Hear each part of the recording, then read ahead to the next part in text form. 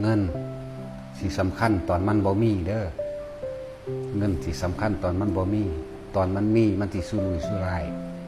มันสิบ่รู้จักประหยัดและอดออมอีหยังดอก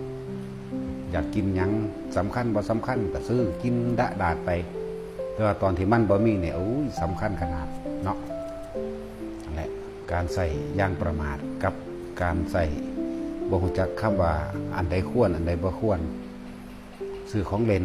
ซื้อของกินเล่นจังซี่นะสติ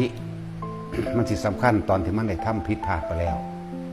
มันจังสิระลึกนึกถึงใดโอ้กูบ่น่าเฮ็ดจังสั่นเลยเด้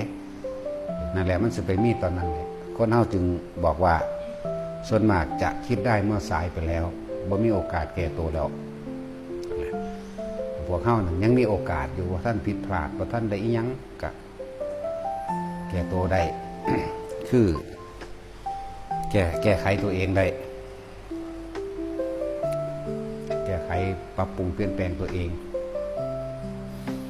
ชีวิตสุดท้ายทุกคนก็เดินทางเข้าสู่ความตายอยู่แล้วว่าต้องไปยังมันมากไม่เถอะเงินเฮามีเฮาก็ใส่ยาง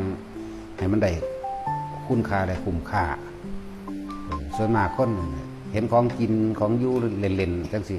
ซื้อกินตับๆแจ๊บๆเล่นไปเด้เนาะของใส่แบบบ่ได้มันเกี่ยวกับฮอดชีวิตซะเลยซ้ำไปนะถ้ามันใส่ในสิ่งที่สำคัญว่าอาหารยารักษาโรคเครื่องนุ่งห่มที่อยู่อาศัยไข่ยุแต่ว่านี่เครื่องประดับประดา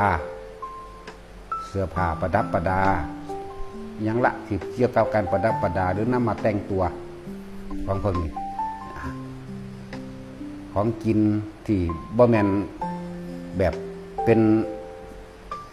เพื่อบรรเทาความหิวซื่อๆเนี่ยมันบ่แม่นแบบนั้นนะมันจิตสุรุ่ยสุร่ายกินเหล้ากินเบียร์กับก้งกับแก้มจังซี่นะพวกผู้ชายพวกผู้หญิงก็เหมือนกันนั่นแหละซุมื้อนี่บ่ต่างกันแล้วแต่มาเพิ่มเครื่องประดับดึงหน้าดึงตาดึงหยังไปนั่นแหละบาดมันบ่มีแหละค่ะจังมาเศร้าโศกอะไรอาวรณ์นั่นแหละธรรมดามันก็เป็นไปตามที่เจ้าของเฮ็ดนะมันก็เป็นไปตามกรรมที่เจ้าของเฮ็ดเองนั่นแหละจึงบอกว่าเงินมันสิสำคัญตอนที่มันบ่มีสติสิสำคัญตอนที่มันได้พลาดแล้วกูบ่น่าเฮ็ดจังซั่นเลยนะไปด่าเขาไปแล้วถือเขาปรับเขาไหมหรือว่าได้ผิดพลาดหลายกว่านั้นอีกก็มีนะถูกจับถูกได้เสียค่าเสียหายสดใสจังซั่นสิมันสิคิดนำภายหลังเด้ตอนที่มันเป็นอยู่มันสิคึกขนองมันสิพยองคล้องขนตัวเองเป็นสั้น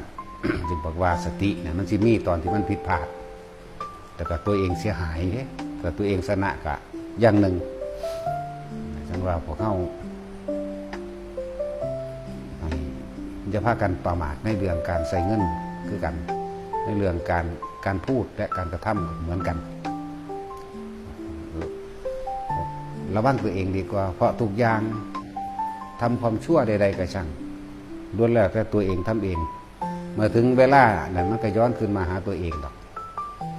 ทำความดีก็เหมือนกันเฮ็ดไปเรื่อยๆเถอะไม่ต้องไปหวังผลดีกับมันทั้งสี่กลับขึ้นมาเองดอกมันบ่มากกับสร้างนั่นเลยเฮ็ดไปเพราะทุกอย่างเกิดขึ้นจากตนแล้วก็ย้อนเข้าสู่หาตนแต่ของเฮ็ดเองก็ได้รับผลมันเองอยู่แล้วมันมีผู้ใดมาเฮ็ดให้ถ้าเกิดเฮาก็ยังมาเกิดเอาเองมันมีผู้ใดเฮ็ดให้เกิดเด้ตัณหาอุปาทานแต่ของเองได้พามาเกิดนะ